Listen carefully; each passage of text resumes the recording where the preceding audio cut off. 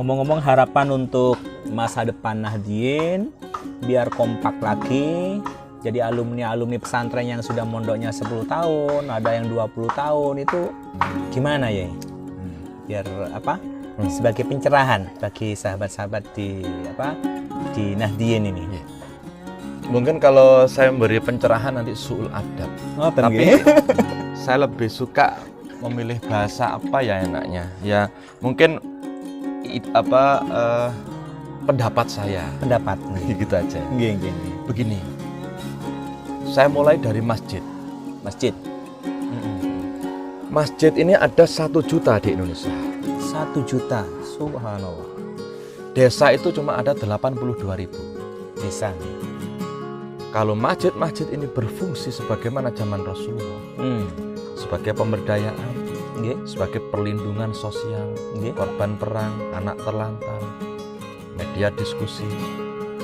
Kalau zaman Rasulullah untuk perang, mungkin kita sekarang perang melawan kemiskinan, perang melawan kebodohan, perang melawan ketidakberdayaan.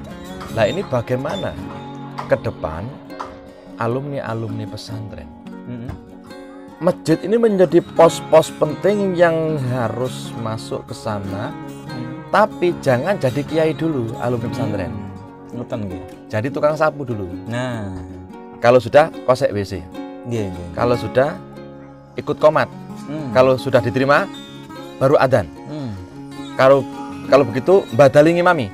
Setelah itu mungkin ngaji Iqra, kemudian ngaji Quran, kemudian mabade.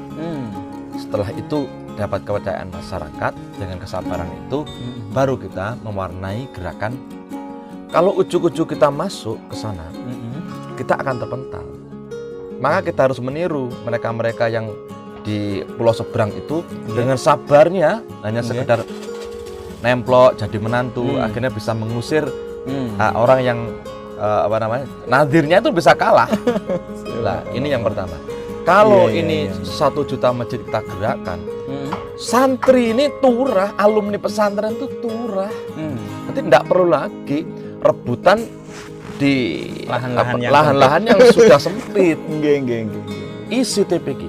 Nah, bagaimana dengan ekonomi? Nah, kemudian di masjid juga berbicara tentang ekonomi, berbicara tentang pemberdayaan, sinergi dengan semua potensi yang ada, sehingga bagaimana bisa meningkatkan fungsi masjid, meningkatkan fungsi jamaah tahlil, meningkatkan fungsi PKK, meningkatkan fungsi takmir musola, meningkatkan fungsi kelompok bermain, meningkatkan fungsi TPQ diniyah.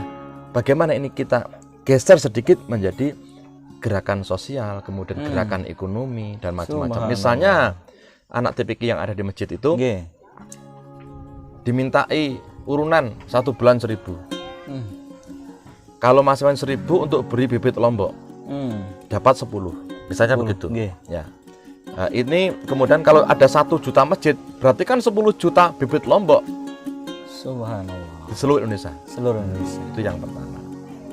Jadi perlu adanya kesabaran untuk istiqomah, kemudian bisa masuk ke relung-relung hati masyarakat dulu, ke tokoh-tokoh lokal dulu, kemudian barulah kita ambil peran di sana.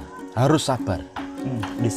Sudah dipercaya, diamanai, baru kita bergerak. Subhanallah. Lah kalau kita langsung jadi kiai di sana, kiai-kiai yang lama, walaupun tajwidnya morat-marit, ilmu alatnya nggak bisa, LKS, lakon sopo. Aku itu ngedekne masjid iki angel.